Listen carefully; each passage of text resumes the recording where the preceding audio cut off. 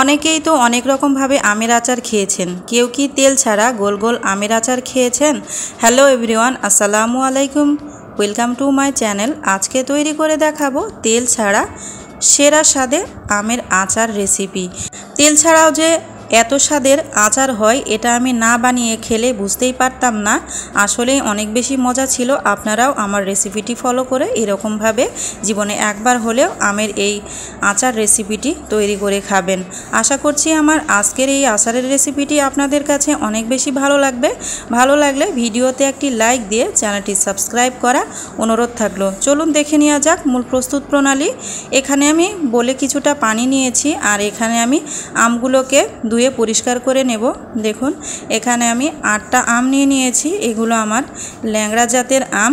এই আমগুলোতে কিন্তু এখনও আঁটি জন্মায়নি, ছোট ছোট নরম বিচি আকারে জন্মেছে। তো আমগুলোকে আমি খুব ভালো মতো ধুয়ে কষলে পরিষ্কার করে নিলাম। এবার আমগুলোকে আমি পানি থেকে উঠিয়ে নিয়ে নেব। তো দেখতেই পাচ্ছেন আমগুলোকে আমি উঠিয়ে নিয়েছি। এবার একটা পিলারের সাহায্যে এই আমগুলোর খোসাগুলোকে আমি ছিলিয়ে নেব। ছিলাছিলির কাজে কিন্তু পিলারটা খুবই বেশি ভালো হয়। আপনাদের কাছে যদি পিলার থাকে তাহলে অল্প সময়ে কিন্তু এই আমগুলোকে ছিলিয়ে নিতে পারবেন আর বটিতেও ছিলিয়ে নিতে পারবেন, তবে পিলারের মতো এত দ্রুত হবে না। আপনারা চাইলে কম টাকায় এরকম একটা পিলার কিনে নিতে পারেন যে কোনো সবজি ফল ছিলানোর জন্য। তো দেখুন অফ ক্যামেরায় আমি কিন্তু সব আমগুলোকেই ছিলিয়ে নেব। সবগুলো আসলে দেখানো সম্ভব না, তাহলে ভিডিওগুলো বড় হয়ে যাবে। তো আমগুলো আমি আপাতত 2টা ছিলিয়ে নিয়েছি আর এই 2টাকে আমি ধুয়ে পরিষ্কার করে নিয়ে গোল গোল স্লাইস করে কেটে নিয়ে নেব। আপনারা চাইলে যে কোনো শেপেই এই রেসিপিটি করতে পারবেন, তবে আজকের এই রেসিপিটি করছি আমি ভাইরাল রেসিপি। এরকমভাবে তেল ছাড়া আচার করে সব আপু ভাইয়ারা ভাইরাল হয়ে যাচ্ছে। দেখি আজকে আমি ভাইরাল হতে পারি কি না, আপু ভাইয়ারা আমাকে ভাইরাল করে কি না। তবে সবাই আমার জন্য দোয়া করবেন যেন আমার এই ভিডিওটি ভাইরাল হয়। তো দেখুন আপনাদের সাথে কথা বলতে বলতে আমার আমগুলোকে কেটে নেওয়া হয়ে গিয়েছে। মাঝখানে যে বিচির অংশটা আছে সেটাকে আমি ফেলে দিয়ে দেব। আমি কিন্তু খুব মোটা বা পাতলা করে কাটিনি, মাঝারি আকার করে কেটে নিয়েছি। আপনারা ভালোভাবে লক্ষ্য করলে বুঝতে পারবেন। তো আমগুলোকে কেটে নিয়ে পানিতে ভিজিয়ে রাখতে হবে, তা না হলে কিন্তু কষ লেগে যে আমগুলো কালো হয়ে যেতে পারে। তো অফ ক্যামেরায় আমি সবগুলো আমকেই ছিলিয়ে নিয়ে স্লাইস করে কেটে নিয়ে নিব। দেখুন আমি পানিতে ভিজিয়ে রেখেছি।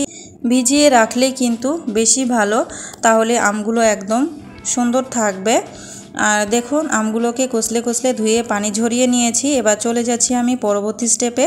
চুলাতে আমি একটা প্যান বসিয়ে দিয়েছি আর এখানে পর্যাপ্ত পরিমাণ পানি দিয়ে দিচ্ছি। পানিটা যখন হালকা গরম হয়ে এসেছে এ পর্যায়ে আমি আমগুলোকে দিয়ে দিচ্ছি। আমগুলোকে একটু নেড়ে চেড়ে দিয়ে তারপর আমি ঢাকনা দিয়ে ঢেকে দিচ্ছি। এটা কিছুটা বলক আসা পর্যন্ত। দেখুন হালকা বলক চলে এসেছে। এ পর্যায়ে আমি আমগুলোকে একটু নেড়ে চেড়ে উল্টে পাল্টে জাস্ট ভাপিয়ে নেব।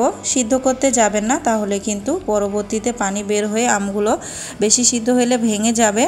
তো ওটাকে আমি ঠান্ডা হওয়া পর্যন্ত অপেক্ষা করব। চলে এসেছি আমি আচারের জন্য একটা মশলা তৈরি করতে। নিয়েছি অনেকগুলো পাঁচফোড়ন, 1 চামচের মতো জিরা, 2টা শুকনা মরিচ, সামান্য একটু লবণ আর 1 টুকরা দারচিনি। তো আমি লবণটাকে পরে ব্যবহার করব। প্রথম থেকে যদি লবণটা দিই তাহলে কিন্তু লবণটা কালো হয়ে যাবে। তো এই যে কিছুটা যখন ভাজা হয়ে গেছে, মুচমুচে হয়ে গেছে, এ পর্যায়ে আমি লবণটাকে দিয়ে নিয়ে আবারও ভেজে নিচ্ছি। অবশ্যই কিন্তু মরিচটাকে মুচমুচে করে ভাজতে হবে, তাহলে কিন্তু বেটে নিতে সুবিধা হবে। আপনারা চাইলে এই মশলাটা ব্লেন্ডারে গুঁড়া করতে পারেন বেশি করে, তো আমি আজকে অল্প করে করেছি, এজন্য পাটাতেই বেটে নিয়ে নিচ্ছি। বেটানো হয়ে গেছে। চলে আসছে আমি আবারও প্যান চুলায় বসিয়ে। তো দেখতেই পাচ্ছেন আমি এখানে হাফ কাপ পরিমাণ চিনি নিয়েছি আর হাফ কাপ পরিমাণ নিয়েছি খেজুরের গুড়। আমি কিন্তু এই আচারে একদমই কোনো পানি ব্যবহার করব না। এই গুড় গলিয়েই কিন্তু একদম পানি পানি হয়ে যাবে। আপনারা চাইলে এই পর্যায়ে সাদা সিরকাটা ব্যবহার করতে পারেন, তবে সাদা সিরকার ফ্লেভারটা আমার কাছে অতটাও বেশি ভালো লাগে না। আর এই আচারটা কিন্তু আমি বানিয়ে খেয়ে ফেলবো। আপনারা যদি ফ্রিজে সংরক্ষণ করতে চান সেক্ষেত্রে একটু ভিনেগার দিতে পারেন। তো দিয়ে দিলাম ফ্লেভারের জন্য 1 টুকরা দারচিনি আর একটা সাদা এলাচ। তো গুড়টা গলে যাওয়ার পর আমি আমগুলোকে দিয়ে নিয়ে উল্টে পাল্টে খুব ভালো মতো নেড়ে চেড়ে মিশিয়ে নেব। কিন্তু খুব বেশি জোরে জোরে নাড়তে যাবেন না, তাহলে কিন্তু ভেঙে যেতে পারে। আমার আমটা মনে হয় একটু বেশি সিদ্ধ হয়ে গিয়েছে, বুঝতে পারিনি যে এতটা সিদ্ধ হয়েছে।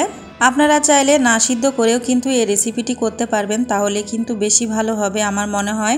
তো আচারটা নামানোর আগে এখানে আমি দিয়ে দিচ্ছি 1 চামচের মতো বিট লবণ। বিট লবণটা দিলে কিন্তু ফ্লেভারটাও ভালো হবে আর আচারটাও খেতে কিন্তু খুবই বেশি ভালো লাগবে। তো আবারও একটু নেড়েচেড়ে দিচ্ছি।